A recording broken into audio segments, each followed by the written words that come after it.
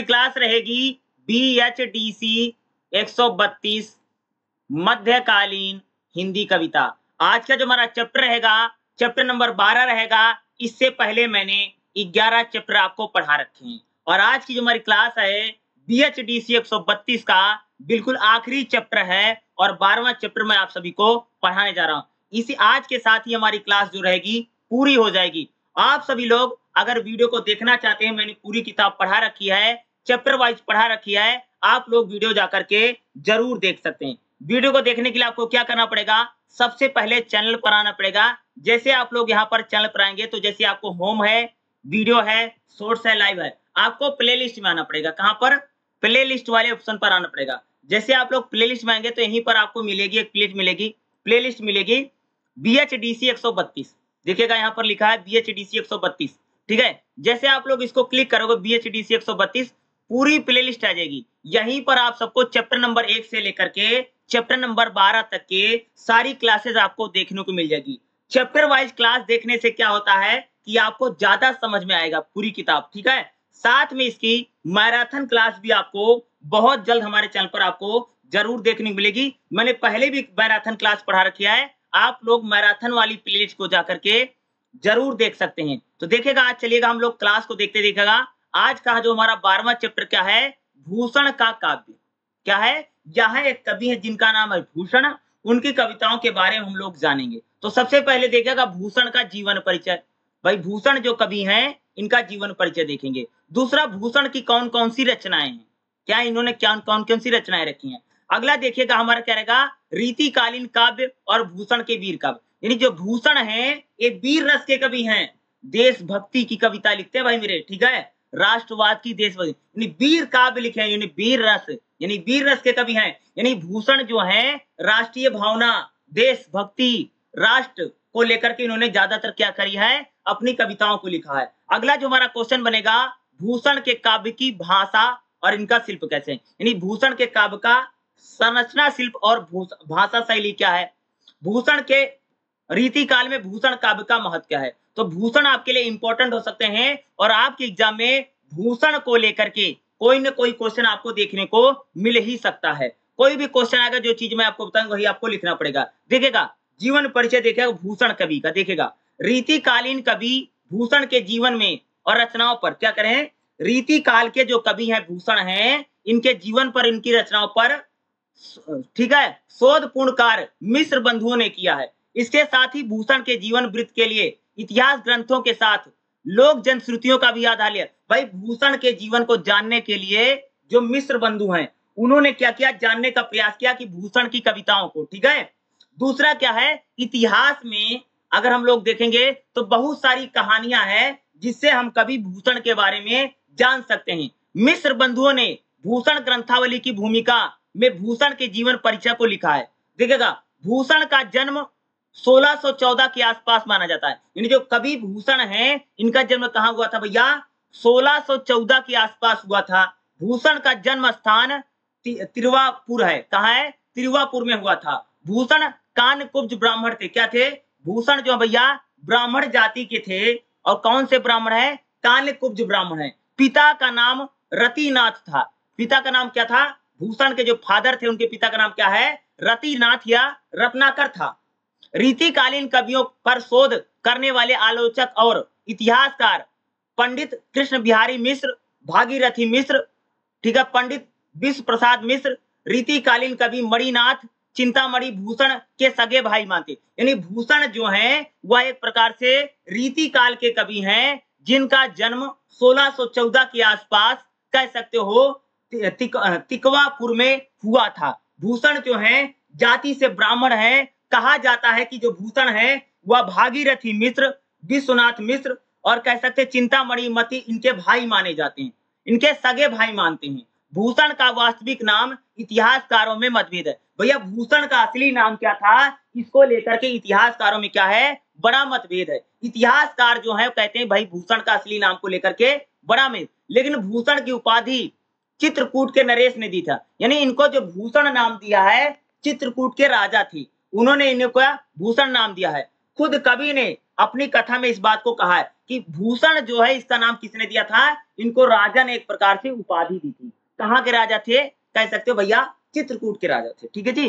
भूषण के जीवन को लेकर के कई सारी कहानियां हैं। एक कथा की जिसमें वो अपनी भाभी द्वारा ताना मारे जाने पर दुखी होकर के घर छोड़ करके चले गए। दूसरी कथा में भूषण की पत्नी को लेकर के है, किसी पूजा में उनकी भाभी ने उनकी पत्नी के बहाने उन पर ताना मारा तो नाराज होकर के वह दक्षिण दिशा की ओर चले गए।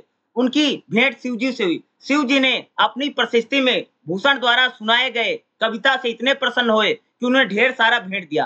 कहते हैं कि भूषण ने शिव गंगा की प्रशंसा में 52 कविताएं लिखी हैं। उन्होंने 52 लाख रुपए शिवाजी ने उनको 52 लाख, जो शिवाजी पता कौन है, अरे महाराष्ट्र के जो छत्रपति शिवाजी हैं उनकी बात करें भाई। जो शिवाजी हैं, शिवाजी के यहाँ चले गए थे। दिक्कत है कि भूषण जो है भैया इनकी भाभी इनको ताना मारती हैं तो घर छोड़ के चले जाते हैं। जब इनकी शादी हुई तो इनकी पत्नी ने इनको ताना मारा, तब घर छोड़ करके चले गए। जब ये घर छोड़ के गए तो इनकी जो मुलाकात है शिवाजी से हुई। ये शिवाजी कौन है, इनका पूरा नाम है छत्रपति शिवाजी महाराज। छत्रपति शिवाजी जो कह सकते हैं महाराष्ट्र में शासक हुए हैं। ठीक है। और शिवाजी जो है, शिवाजी को लेकर शिवाजी की प्रशंसा में इनने 52 कविता लिखी है। और शिवाजी ने इनको कितने पैसे दिए थे, 52 लाख रुपए दिए थे जब इन्होंने शिवाजी पर कविता लिखी। कितने, उस समय की बात है 1614 के आसपास, 1615 या 1650 यानी 17वीं शताब्दी में इनको कितने पैसे मिले भैया, 52 लाख रुपए, 52 हाथी और 52 गांव इनको पुरस्कार यानी 52 रुपीज लैक्स। ठीक है। 52 हाथी और 52 गांव इनको पुरस्कार में दिया गया था। किसको, भूषण को। किसने दिया था, छत्रपति शिवाजी महाराज ने दिया था, इनकी कविता से प्रसन्न होकर के। संवत 1724 में भूषण रायगढ़ में 6 वर्ष तक शिवाजी के आश्रय के समय बिताया। यहीं पर 1730 में शिव भूषण अथवा शिवराज भूषण की रचना की। शिवाजी के दरबार से लौटने के बाद वह अन्य दरबारों में छत्रसाल के नाम से प्रमुख रहे और उनका गान भूषण की कविताओं में है। भूषण के काव्य इस बात का संकेत है कि वह शिवाजी के समसामयिक हैं, यानी छत्रपति शिवाजी के उस समय के माने जाते कि भैया जो भूषण कवि हैं। ठीक है। भूषण की मृत्यु 1707 से लेकर के 1730 के बीच। भैया भूषण की डेथ कब हुई, इसको लेकर के इतिहासकारों में बड़ा मतभेद है। जो इतिहासकार हैं कहते हैं कि भूषण की जो मृत्यु है वह 1707 से लेकर के 1730 के बीच में हुई है। भूषण को देश भ्रमण बड़ा प्रिय था, यानी देश को घूमना इनको बहुत पसंद आता था। अनेक राजाओं से इनकी भेंट हुई है और इन्होंने बहुत सारी कविताएं लिखी हैं। आज हम उन्हीं भूषण के बारे में हम लोग पढ़ने जा रहे हैं। तो देखिएगा अगला जो हमारा क्वेश्चन है, भूषण के युग, बोध और ऐतिहासिक चेतना क्या। देखिएगा भूषण का समय मध्यकाल का समय है, जब हमारा देश में कह सकते भाई, जब हमारे देश में एक प्रकार से देखोगे मुगलों का शासन है। भूषण किस टाइप के कवि हैं, जब हमारे देश में मुगलों का शासन था और कह सकते महाराष्ट्र के इलाके में मराठा थे। ठीक है। इस युग में मुगल बादशाह औरंगजेब का शासन था। नहीं, जब भूषण की अगर बात है उस समय मुगल बादशाह औरंगजेब का शासन है, साथ में अगर अकबर है, जहांगीर है, शाहजहां है, इन लोगों का शासन था। दक्षिण में वातावरण में मराठाओं का शासन था। दक्षिण यानी साउथ में देखोगे तो वहां पर मराठा शासन कर रहे थे।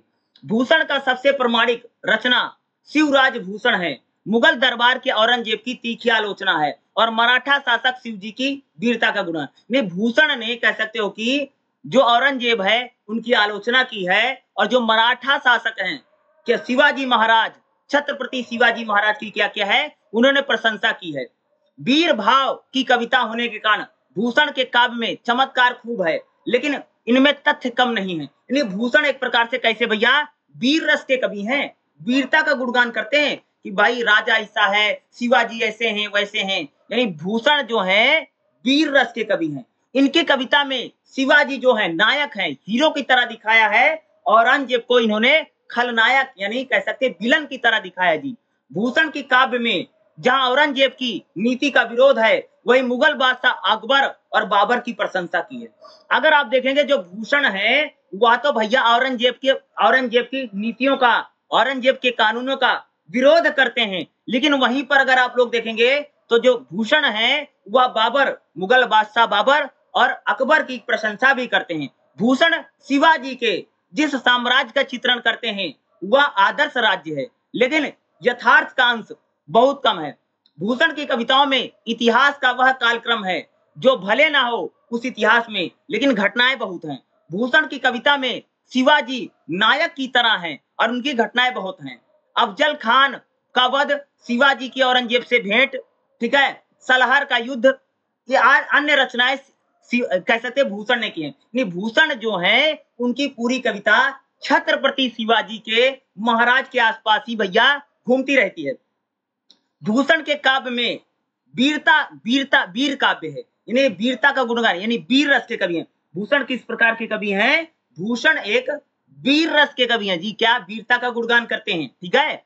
जिस नायक इतिहास में प्रसिद्ध शिवाजी और छत्रसाल जैसे वीर शासक हैं, यानी इन्होंने छत्रसाल और छत्रपति शिवाजी महाराज को लेकर के इन्होंने कई सारी कविता लिखे। भूषण को हिंदू जातीय चेतना का कवि कहना है, यानी भूषण जो है हिंदू जाति के चेतना कवि कहा जाता है। यानी हिंदुओं में चेतना, हिंदुओं में जागृति लाने का काम किसने किया था? भूषण ने किया है। शिवाजी के शासन का इन्होंने खूब सारा गुणगान किया है और शिवाजी के शासन को इन्होंने आदर्श राज्य के रूप में बताया। किसने भाई मेरे? भूषण ने। भूषण अपने समय के कई प्रमुख ऐतिहासिक घटनाओं को बताता है, यानी कि भूषण है उन्होंने कविताओं में, कहानियों में, कविताओं में अपनी उस समय की घटना बताते हैं। भारत का भौगोलिक ज्ञान इन्हें था। उन्होंने खुद एक वीर योद्धा की तरह उत्तर और दक्षिण की, भूषण जो भैया बहुत घूमते हैं, घूमने फिरने वाला आदमी है, और इन्होंने घूम घूम करके, क्या जी? घूम घूम करके पूरे देश के जो राजा महाराजा उनको जाना है और पूरे देश के बारे में उन्होंने खूब लिखा है। राष्ट्रवादी और साहसी व्यक्ति के धनी है भूषण है। मुगल बादशाह औरंगजेब की नीतियों का विरोध करते हैं, औरंगजेब के कानून को नहीं मानते हैं। अगर हम भूषण की बात करें, भूषण को वीर कवि के साथ साथ इतिहासकारों के रूप में भी याद किया। भूषण जो है वह तो भैया एक कवि हैं, वीररस के कवि हैं, लेकिन इनको हम लोग एक इतिहासकार यानी हिस्टोरिकन के रूप में भी इनको भी याद कर सकते हैं। यानी जो भूषण है वह क्या भैया कि औरंगजेब, जो मुगल बादशाह औरंगजेब है, उसकी आलोचना करते हैं, उसकी बुराई करते हैं। लेकिन महाराष्ट्र में कौन है? महाराष्ट्र में छत्रपति शिवाजी महाराज हैं भाई। उनका बहुत नाम है महाराष्ट्र में, ठीक है, मराठियों में, ठीक है। महाराष्ट्र के कह सकते हो कि मराठों के सबसे बड़े हैं, ठीक है। उनका नाम क्या? छत्रपति शिवाजी महाराज, जो वहां के शासक हुए हैं। तो छत्रपति शिवाजी महाराज से मिले थे और उनके गुणगान में इन्होंने 52 कविता लिखी थी। कितनी? 52 कविता पोएम लिखी थी। तब इनको छत्रपति शिवाजी महाराज ने इनको 52 लाख रुपए, 52 हाथी और 52 गांव इनको दान में दिया था। किसको दिया था? कवि भूषण को। भूषण जो है देशभक्ति की कविता बहुत लिखते हैं। किसकी कविता लिखते हैं जी? देशभक्ति की कविताएं खूब लिखते हैं।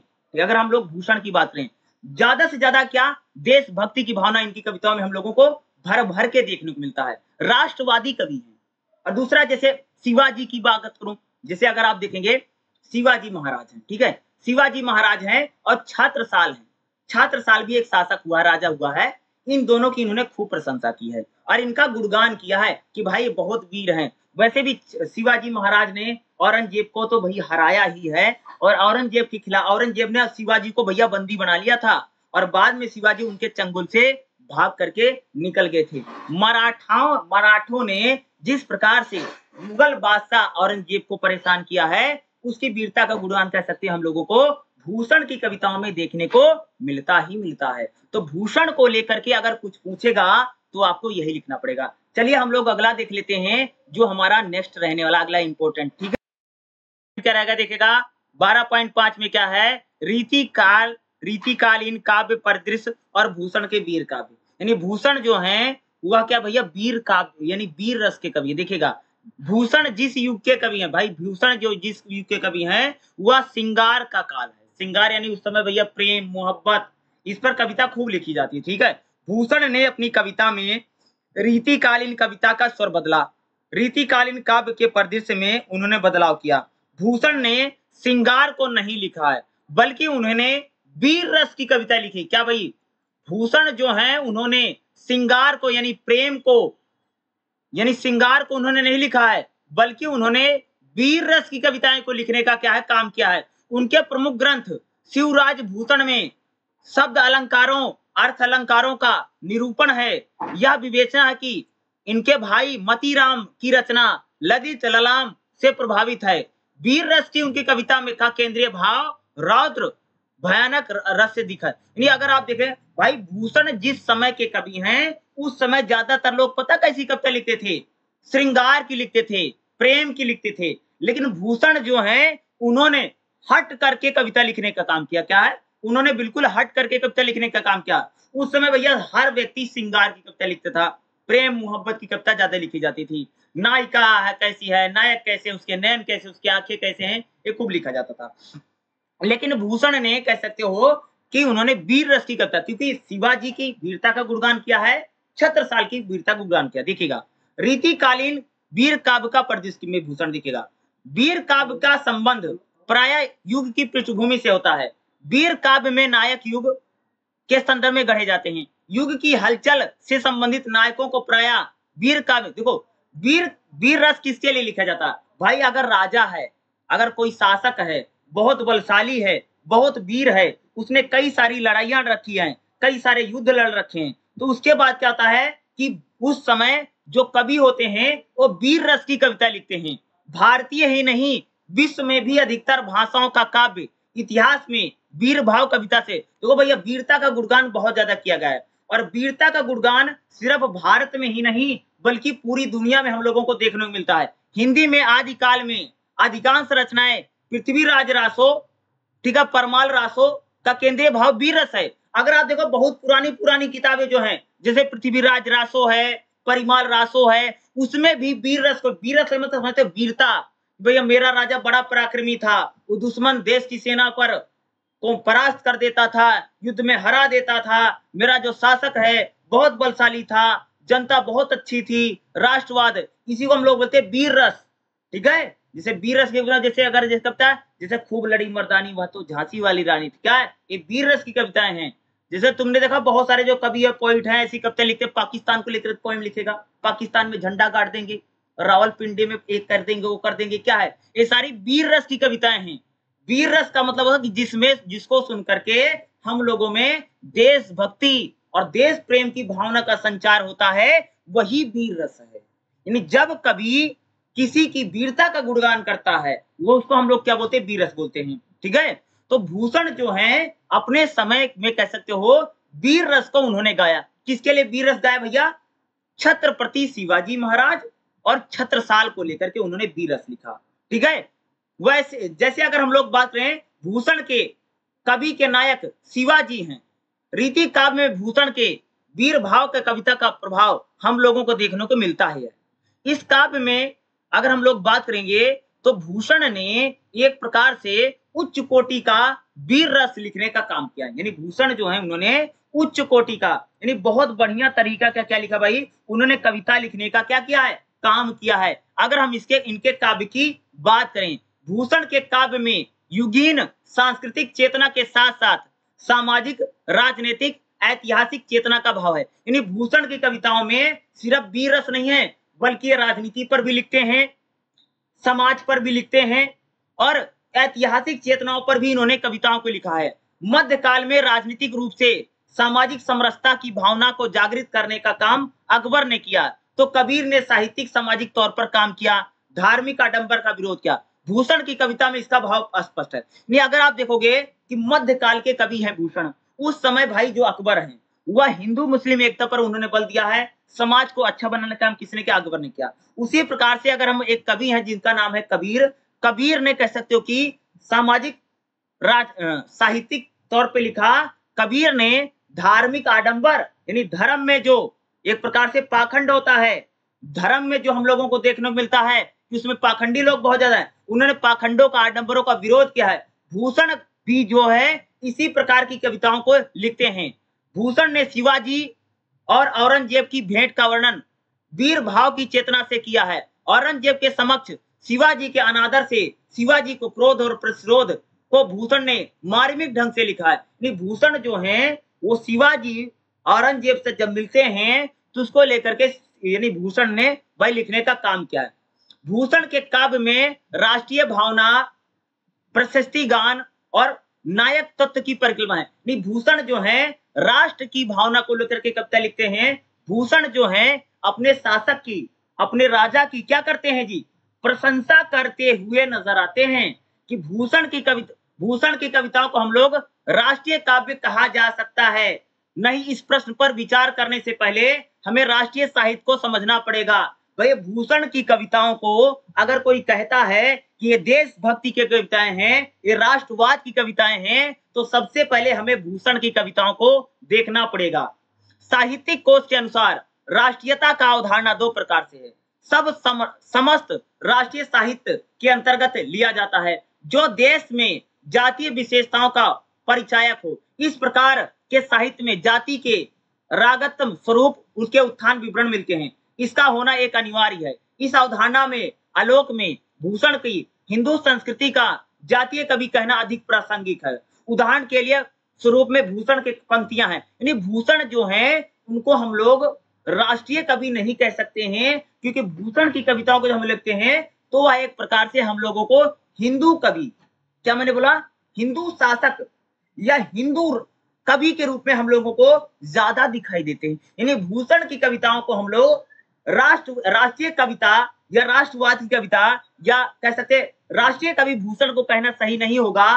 भूषण को हम लोग कह सकते हैं कि वह हिंदू संस्कृति का जातीय कवि है, यानी हिंदू के कवि हैं। हिंदू कवि के रूप में इनको जरूर कहा जा सकता है कि जो हिंदुओं में राष्ट्रवाद की भावना को जगाने का काम किया है। लेकिन भूषण को राष्ट्रीय कवि कहना उचित नहीं होगा, ये कहा जा रहा है। भूषण के दौरान में भारत जो था भैया छोटे छोटे टुकड़ों में बटा हुआ था। छोटे छोटे उस समय राजा होते थे, उस समय इतना बड़ा देश नहीं था जी, छोटा छोटा देश होता था।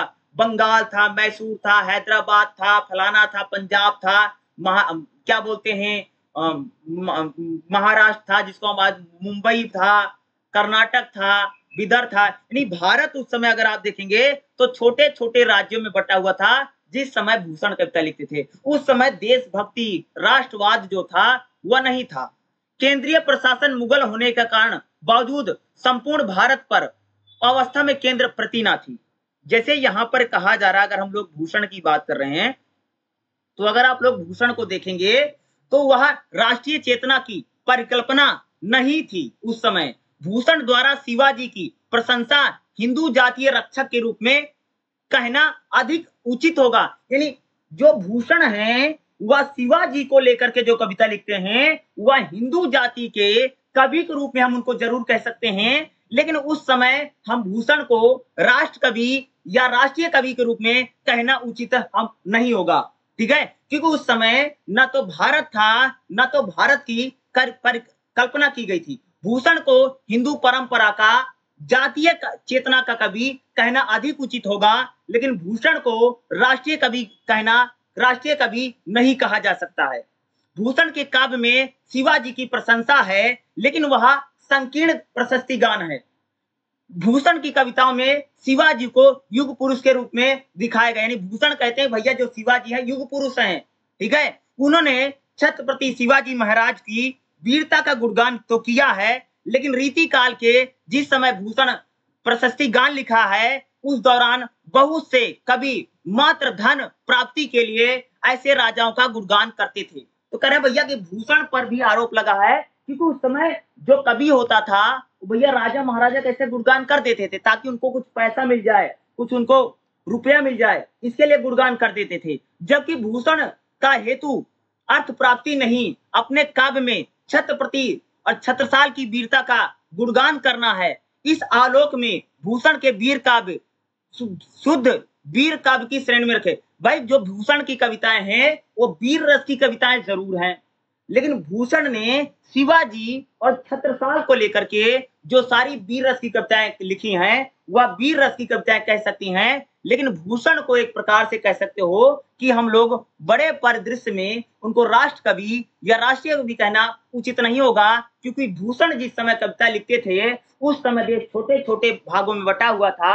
उस समय ना तो भारत की कल्पना थी। भूषण को एक हिंदू रक्षक कवि, क्योंकि भूषण जो शिवाजी को हिंदुओं का रक्षक के रूप में यहाँ पर भूषण दिखा रहे हैं, और बल्कि वहां मुगल बादशाह औरंगजेब को एक प्रकार से विलन के रूप में दिखाने का काम किया है। इस प्रकार से कहा जा सकता है कि भूषण जो हैं वह हिंदुओं के जातीय कवि के रूप में हम उनको जरूर कह सकते हैं, लेकिन उनको राष्ट्र कवि कहना यहाँ पर उचित नहीं होगा। हाँ, जरूर कहा जा सकता है कि भूषण ने जो कविताएं लिखी हैं वह वीर रस उनमें जरूर है, देशभक्ति की जो भावना है, राष्ट्रवाद की जो भावना है, उनकी कविताओं में हम लोगों को देखने को मिलती है। भूषण के वीर काव्य में शिवाजी उनके नायक हैं। उन्होंने शिवाजी की वीरता का, शौर्य का उन्होंने खूब गुणगान किया है। भूषण के काव्य में शिवाजी, छत्रपति शिवाजी एक युग पुरुष के रूप में दिखाए गए हैं। वहीं भूषण ने उनको प्राचीन भारतीय संस्कृति का वाहक के रूप में कहा कि भाई हमारी जो भारतीय सभ्यता है, भारतीय संस्कृति है, उसको आगे बढ़ाने वाला कौन है? छत्रपति शिवाजी हैं। भूषण ने शिवाजी की तुलना भारत के उन नायकों से की है जो उस समय की, ठीक है, भक्तियों का दमन कर अपनी श्रेष्ठता और वीरता का परिचय दिया था।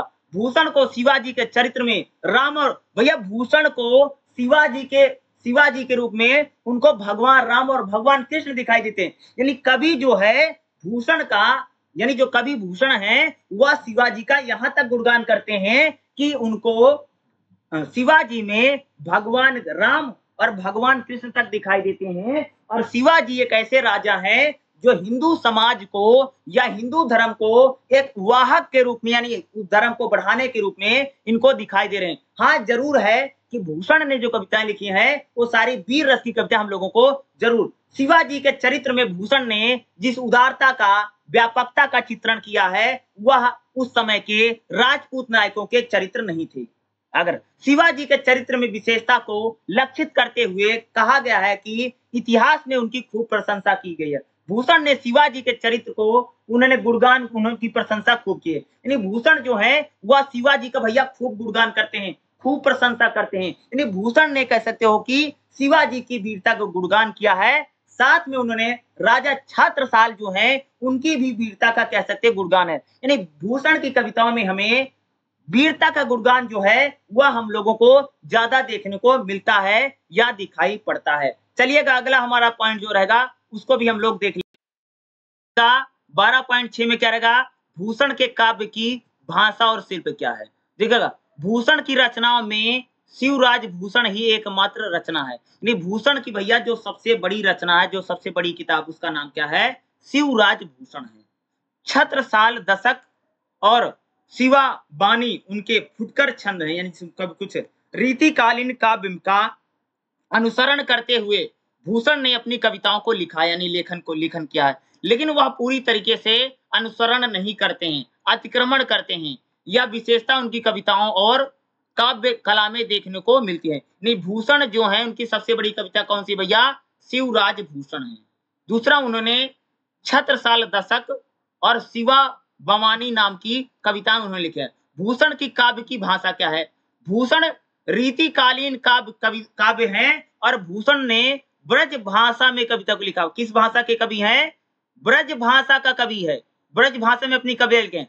भूषण यावावार प्रवृत्ति के हैं, यानी घूमते रहते हैं, घुमंतु प्रकृति के हैं। तो इनकी भाषाओं में अनेक प्रकार की बोलियां हम लोगों को। भूषण जो भैया घूमते रहते थे, देश का भ्रमण करते रहते थे, इसलिए इनकी भाषा में कई सारी भाषाओं की क्या है? मिक्सअप है, यानी मिश्रण है। उनकी ब्रज भाषा खड़ी बोली का मिश्रण हम लोगों को देखने को मिलता है। यानी भूषण जो है ब्रज भाषा का प्रयोग करते हैं तथा खड़ी बोली का भी प्रयोग करते हुए हम लोगों को दिखाई देते हैं। ब्रज भाषा में अन्य बोलियों का भी उन्होंने प्रयोग किया है। उनके काव्य की भाषा में जगदीश गुप्त रीतिकालीन पुस्तक में लिखते हैं कि भाषा की दृष्टि से भूषण का काव्य महत्वपूर्ण है। भाषा को लेकर के अगर उनकी कविताओं की बात देखें तो बड़ी महत्वपूर्ण कविता है। भूषण जो है अवधी भाषा, बुंदेलखंडी, फारसी भाषा के शब्दों का प्रयोग करते हैं। कहीं कहीं पर भूषण ने खड़ी बोली को भी लिखा है। यानी भूषण जो है अवधी भाषा हो, बुंदेलखंडी हो, फारसी भाषा हो, इन शब्दों का प्रयोग भूषण की कविताओं में है। साथ साथ जो भूषण है वह खड़ी बोली का भी प्रयोग करते हुए दिखाई देते हैं। लोक प्रचलित अधिक, यानी जो लोकल लैंग्वेज के शब्द हैं उनके शब्दों का प्रयोग भूषण की कविताओं में हम लोगों को ज्यादा दिखाई देता है। ब्रज भाषा में जिन कवियों ने अपनी कविता को लिखा है, उसका विकास किया है, उसमें भूषण का नाम सबसे आगे है। भूषण अरबी फारसी के मिश्रण और खड़ी बोली के साथ मिलकर के ब्रज भाषा का, यानी भूषण जो है अरबी फारसी भाषा भी लिखते हैं, खड़ी भाषा के साथ उन्होंने ब्रज भाषा को नया रूप दिया है। और उन्होंने ब्रज भाषा के साथ साथ उन्होंने मराठी, बुंदेली, और कई सारी कविताओं को लिखने में अलग अलग बोली भाषाओं का प्रयोग किया है। अगला पॉइंट देखिएगा, भूषण की कविताओं में रस और अलंकारों का प्रयोग कैसा। देखिएगा, भूषण के काव्य में अगर हम कविताओं की बात करें तो उनकी जो एक फेमस कविता है शिवराज भूषण है। यह छत्रपति शिवाजी के प्रशंसा में गुणगान पर आधारित है। शिवराज भूषण में अलंकारों का बहुत प्रयोग किया है। नहीं, भूषण ने भैया जो शिवराज भूषण ने लिखा, जो कविता लिखा है, उसमें अलंकारों का बहुत ज्यादा प्रयोग किया। किसका? अलंकारों का प्रयोग है, छंदों का प्रयोग है। यह हम लोगों को ज्यादा दिखाई देता है। ठीक है, लक्षण उदाहरण परंपरा का अनुसरण तो किया है, लेकिन प्रायः इस सीमा में बंद कर नहीं चलते हैं। जहां वह स्वाभाविक गति से अलंकारों का प्रयोग करते हैं, वह अलंकारों की मौलिक सर्जनात्मकता है। यानी भूषण जो है वो अपनी कविताओं में ज्यादा से ज्यादा अलंकारों का प्रयोग करते हैं। किसका प्रयोग करते हैं भाई मेरे? अलंकारों का प्रयोग जो है वह भूषण जो कवि हैं ज्यादा करते हुए दिखाई देते हैं। देखेगा, अगला देखेगा, भूषण वीर भाव के कवि हैं। उन्होंने वीर रस की कविताओं को खूब लिखा है और भूषण जो है वीर रस की कविताओं को लिखने में उनकी ज्यादा प्रशंसा क्या है कि वह भूषण जो है भैया भाई मेरे वीर रस की जो पोएम होती है, वीर रस की जो कविताएं होती हैं, उनको ज्यादा लिखते हैं। उन्होंने वीरता का जो गुणगान है सभी चित्रण में किया है, लेकिन वीर युद्ध का चित्रण उन्होंने अधिक मन से किया है। वीर रस के साथ साथ भूषण श्रृंगार को भी उन्होंने लिखने का काम किया है, लेकिन युद्ध कौशल का चित्रण वह ज्यादा करते हैं। भूषण के श्रृंगार में सभी छंदों का प्रयोग के रूप में युद्धों का अधिक प्रयोग है। भूषण जो है वह कह सकते हैं कि वीर रस के कवि ज्यादा हमको दिखाई देते हैं, लेकिन श्रृंगार का जो चित्रण है उन्होंने उतना ज्यादा नहीं किया है। ठीक है, तो भूषण जो कह सकते हैं एक प्रकार से भैया ब्रज भाषा का प्रयोग करते हैं, अलंकारों का प्रयोग करते हैं, छंदों का प्रयोग करते हैं।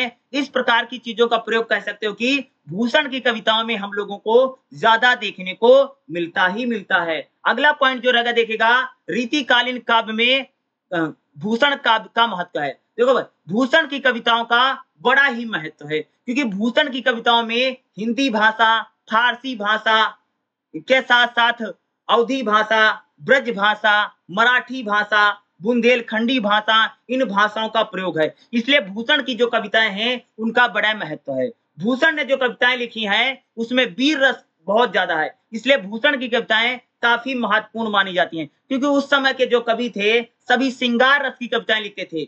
भूषण ही एक ऐसा कवि है जो वीर रस की कविताओं का क्या करते हैं, लेखन करते हैं। बाकी किसी और कवि ने वीर रस की कविताओं को नहीं लिखा है। ठीक है, इसलिए कह सकते हैं कि भूषण की जो कविताएं हैं उनका ज्यादा महत्व हम लोगों को देखने को मिलता है। आगे देखिएगा, इसमें 12वें चैप्टर में आपको संदर्भ सहित व्याख्या आपको एग्जाम में आ सकती है। जैसे मैंने आपको बार बार बताया है कि BHDC 132 में आपको संदर्भ सहित व्याख्या आएगी और इसको करके आना जरूरी है, और 20 नंबर की संदर्भ सहित व्याख्या आती है। तो भाई जो संदर्भ सहित व्याख्या ये आ सकती है, इसको पढ़ करके जरूर जाएगा। और मैंने बार बार बोला संदर्भ सहित व्याख्या मैंने आपको करवाई भी है, और जो प्रीवियस ईयर का क्वेश्चन पेपर है उसमें भी आपको मैं खास तौर से जो संदर्भ सहित व्याख्या मैं उनको जरूर करवा दूंगा, और उनको पढ़ करके आपको जाना जरूरी है। और इसी के साथ कह सकते हैं आज हमारा 12वां चैप्टर समाप्त हो गया है, और इसी के साथ BHDC 132 की पूरी क्लास मैंने आपको चैप्टर वाइज पढ़ा दी है, और आप लोग चैनल पर जाकर के वीडियो को जरूर देख सकते हैं। सभी वीडियो को देख लेना। चैप्टर नंबर 1 से लेकर के चैप्टर नंबर 12 तक मैंने पूरी क्लास पढ़ाई है, और आपको पूरी किताब पढ़ाई गई है उसमें आपको कितना समझ में आया है, कितना समझ मुझे जरूर बताइएगा। ठीक है, और पूरी किताब को एक बार अगर आप लोग पढ़ेंगे तो मैं जरूर कह सकता हूँ कि आपका एग्जाम 100% पास हो जाएगा। ठीक है, बाकी कोई क्वेश्चन होगा या कोई और क्लास आपको चाहिए तो कमेंट करके मुझे जरूर बता देना, मैं आपको क्लास जरूर भी पढ़ा दूंगा। ठीक है।